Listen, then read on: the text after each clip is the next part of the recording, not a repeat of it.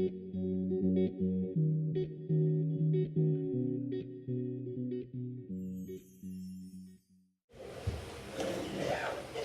morning. Can everyone hear me? Okay, thanks Lindy for that introduction. Okay, so under the foundation, Curriculum Foundation, we have me as the conservation coordinator, and then we've got Nomowetu as the community coordinator. So on the conservation side, then you can see some of what we do. As you can see, I love owls. And I got my boss to buy into all my projects, so that's awesome. So we got a lot of projects going at Kariga, and of course everyone knows Kariga Game Reserve just down the road. Good morning, Mark. How are you doing? Hi there. So Kariga Game Reserve has been really developing itself over the years. Like Lindy was saying, we got up to a point now where we can actually give back to the community. And the community side is very important, but of course on the conservation side there's also still work to be done. We've got some projects that I also run on the reserve itself. So we've got the owl release program, the top left there. That's a little barn owl staring at you inside the nest box. So what we do there is we've got some owls that a guy from Grahamstown rehabilitates. They come in different circumstances, and we take the owls that can be released, we put them into a hacking enclosure. For a few months we feed them on a daily basis, clean up and all of that stuff. And then we release them into the wild. This is now our second pair that we've got that we can also monitor on a daily basis. I can go onto my phone as well. I can basically watch them 24/7, which is pretty cool.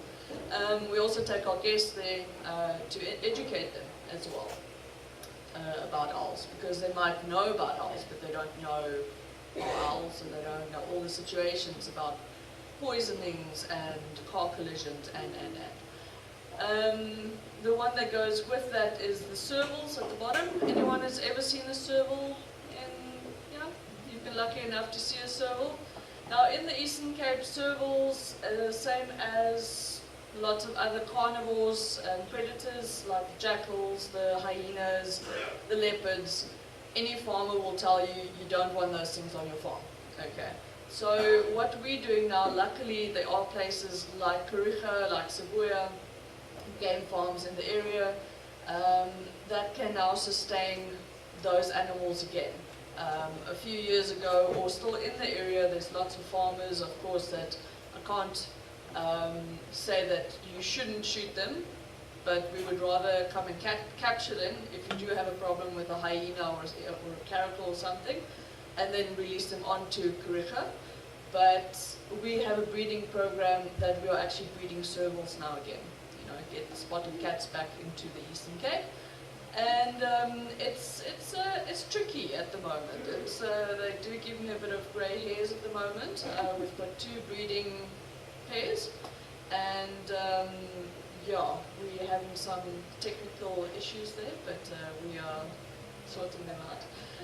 We're going to start playing some romantic music for them and getting out the caviar and all of that, but it is going. So if anyone wants to know anything more about that. And then we've got the barred owlets. Anyone have ever heard about the barred owlet? Yeah, barred owlet, some of you guys. Now the barred owlet's the little owl there at the top. Now as you can see, I'm actually holding the owl, which is a historical moment actually. Those owls are, as you can see, they're tiny little things. They're all around the Eastern Cape, but no one really knows about them. Now, they are also up Zimbabwe side. They are Kruger area. If you go to Kruger, they're just there. It's easy to see. Down the Eastern Cape, people have been looking for these little buggers for ages.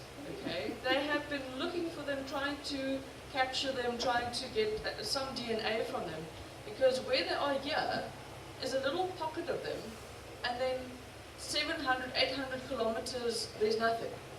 Okay, so this is actually a subspecies, could be a subspecies. Now, you can't just say it's a subspecies, you have to have the evidence for it. So we are working with Rhodes University, a few guys from there, and we go out calling these guys, and calling the owls, not the guys, calling the owls, and it's a whole day job actually. You go out in the early afternoon and you go to bed at like 2 in the morning because you have to be out when they are out, active when they are active. And people have been trying to capture these things for absolute ages and no one got anywhere. Now through the foundation and us actually giving them the equipment and just the freedom to actually come onto the reserve. I usually take them out because we know where to go and look. And we've caught 2 already, which is historical. People haven't held a barred owlet in their hands alive that we ever know of in the Eastern Cape. It's always been either a dead one or something from a museum or, you know. So that is amazing. I know Tim Cockcroft, who's a bird guy around here, he just wants to see this thing, but every time we go out, the thing never shows. So, but we caught 2 of them already, taken DNA testing, and we need to catch another few before we can actually say it is a subspecies. Down in the left corner, I don't know if some of you can see, there's another owl. That is actually a blind owl, also from the same place where we get our barn owls from that we release. This one can't be released, of course it's blind. So what Chris Pretorius from the Caring Owl does is he uses these owls for education. Now education, of course, as a lot of you have said, it's quite a big thing. It's not just an owl or not just this, it's a whole feeling towards something as well. Now, Chris Pretorius is just one of the guys who can come out and he can actually speak about his passion. He gives presentations, we take him to Klipfontein in Kambalesiswe. He's done a lot of talks around here, and it changes people's minds, you know, it changes their hearts of, oh, I hate owls, owls are bad, to owls are actually pretty cool, you know, and next time you see an owl, you see an animal, you'll care for it. You won't just kick it and say, I don't want you in my house, or throw it with a stone. And that actually catches on, you know, in the community. It's not just me believe something good now. It catches on, especially for the parents who've believed horrible things for a long time. We also take some of the kids out on game drives. I mean, kids who's never ever seen an elephant in their life. Now they're starting to, they're not going to care for something if they don't see something, and they've never seen something. You're going to say care for a rhino, and you've never seen a rhino. So we do also try and get them out as much as possible. Okay, Norma, on to the education. Also the ECDs, the early childhood development, which we've been working on. So Norma Wetu is doing the community projects, and there's lots to say around that too. Norma?